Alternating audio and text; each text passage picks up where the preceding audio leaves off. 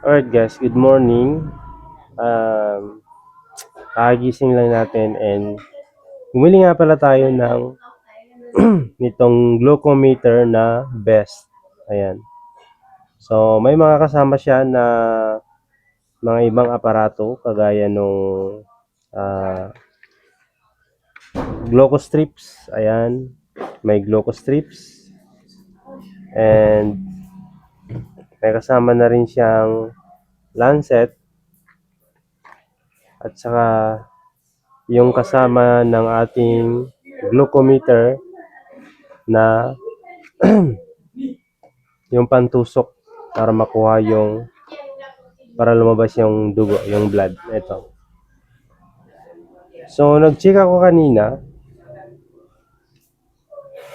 and ang result na nakuha natin is ayan, 182.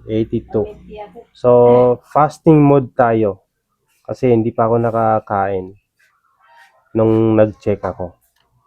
So, ngayon naman is iinom tayo nitong yung nabibili rin sa TikTok na tea na may iba't ibang mga berries at saka ginseng. So, titingnan natin kung anong epekto niya sa ating dugo. Alright? After natin mainom itong tea, titingnan natin kung anong magiging resulta dahil Mag-check ulit tayo ng uh, blood sugar mamaya. After nating mainom yung ginseng tea na nabibili sa TikTok. Alright? So, babalitaan ko kayo mamaya. Hinaluan ko nga rin pala ang tea natin ng fenugreek seeds na isang kilala na nagpapababa ng blood sugar sa dugo. Clinically tested. At kung gusto mo ring makabili ng fenugreek, comment mo lang dyan sa comment section. Okay guys, after 40 minutes or siguro mga hindi naman siguro nag 1 hour. So ngayon magte-test ulit tayo. Nakainom na tayo yung 8-in-1 na ginseng mula sa TikTok. So ngayon magte-test na tayo. So ganito lang siya guys. Tusok natin ito. Bismillah.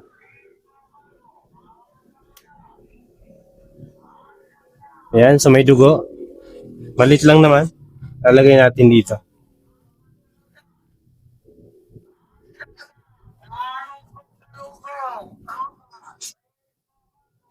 Ayan guys. Tingnan natin kung anong resulta. 170. So, bumaba siya ng almost 12. Bumaba siya ng 12 mgdl. So, may tulong. May tulong yung herb na ininom natin. Kahit paano. So, ngayon naman, iti-test natin kung kasi ngayon mag-aalmusal na tayo. Ang kakainin ko is itlog and siguro kakain ako ng oats. Tapos titingnan natin ulit kung ano yung epekto ng itlog at saka oats. Okay? So titingnan natin yan mamaya. Ayan guys, so ito ngayon yung iba-breakfast natin. Yung Quaker Instant Oatmeal. So, lalagyan natin siya ng milk. So, yan yung breakfast natin at saka dalawang itlog. And guys, magbo-breakfast na tayo.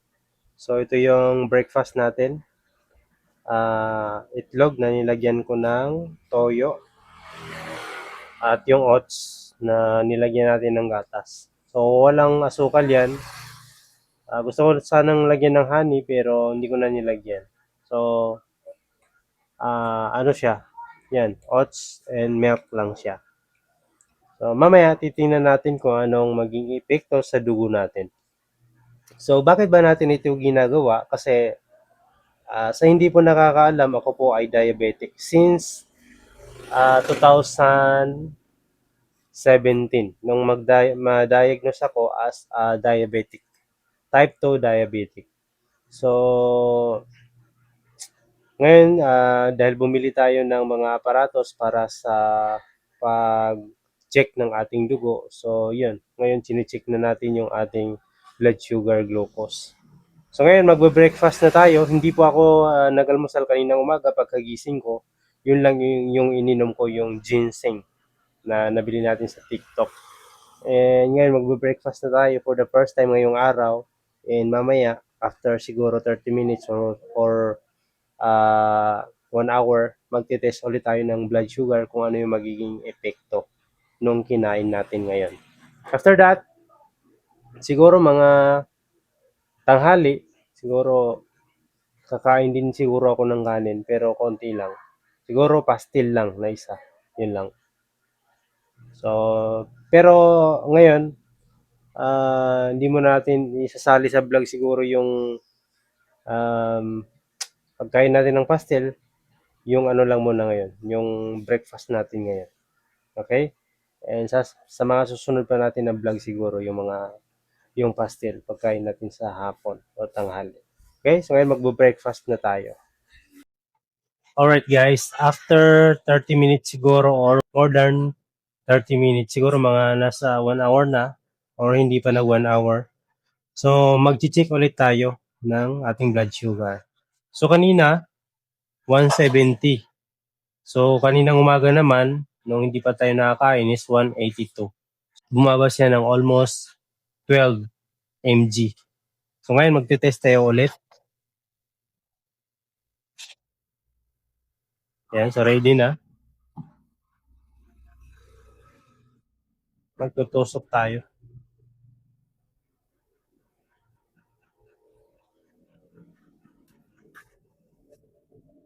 Ayan.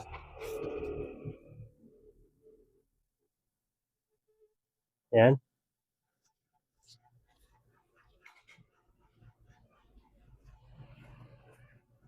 Uy, tumaas. Pumalo guys. 235. So, ibig sabihin yung eggs at saka yung oats plus milk and kumain pa ako ng mani kanina, yung peanut na hilaw. So, medyo nag-spike or talagang nag-spike ng almost 35, 100 mg. Almost 100 mg ang tinaas ng ating blood sugar. So, sa tanghali siguro, hindi na tayo magla-lunch